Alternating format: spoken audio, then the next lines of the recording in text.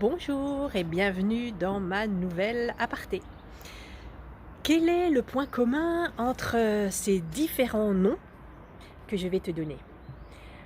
Les cigales, le ponant, vent d'ouest, les copains d'abord, l'escale, la rose des vents, coup de soleil, les hirondelles, les mésanges, les oliviers. Tu vois de quoi je parle? Ce sont les noms qu'on l'on donne à ces maisons, à sa maison.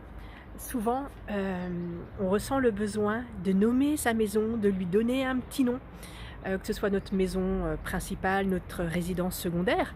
D'ailleurs, ce n'est pas simplement réservé aux maisons du bord de mer ou de montagne.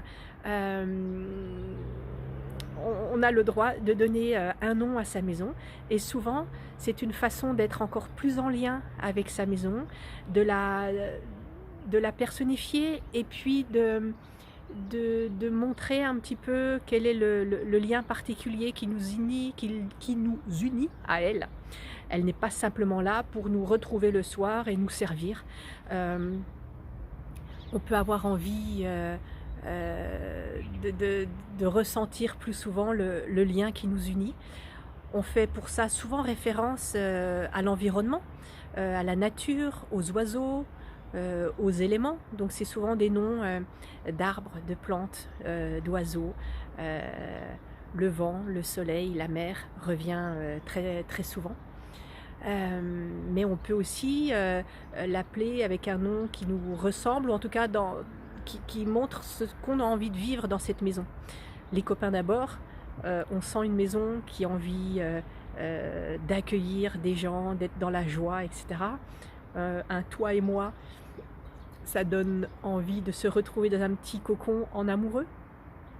Il y a plein de façons en fait de nommer sa maison en fonction de ce qu'on y vit, de ce qu'on veut y ressentir. Et je dis pourquoi pas, profitons-en, n'ayons pas peur, ce n'est pas réservé qu'aux autres. Donc réfléchis, vois ce que tu peux faire pour donner un nom à ta maison.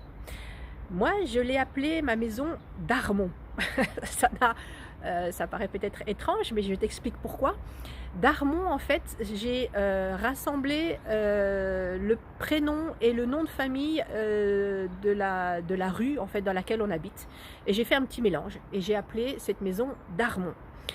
Sauf que au moment de l'acheter, je suis allée aux archives municipales pour aller trouver des plans, savoir l'histoire de cette maison, parce que c'était très important pour moi. Et je me suis rendu compte que le monsieur qui avait fait construire cette maison s'appelait Louis Darmon. Donc c'était vraiment incroyable, j'étais connectée vraiment à cette maison, et je me suis dit, cette maison, elle est pour moi. Voilà, et le deuxième nom que je lui donne, c'est ma pépite, parce que j'y fais des travaux et je la transforme petit à petit en prenant le temps, et je sais que c'est une très belle pépite en devenir. Voilà, je t'encourage à donner un nom à ta maison pour signifier ce qu'elle ressent, ce que tu ressens pour elle, qu'est-ce que tu as envie de vivre avec elle, et c'est tout bonus. Voilà, je te laisse avec ce beau printemps, ce bel arbre que j'ai à côté de chez moi qui est magnifique et qui me fait beaucoup de bien. Très bonne journée et à bientôt!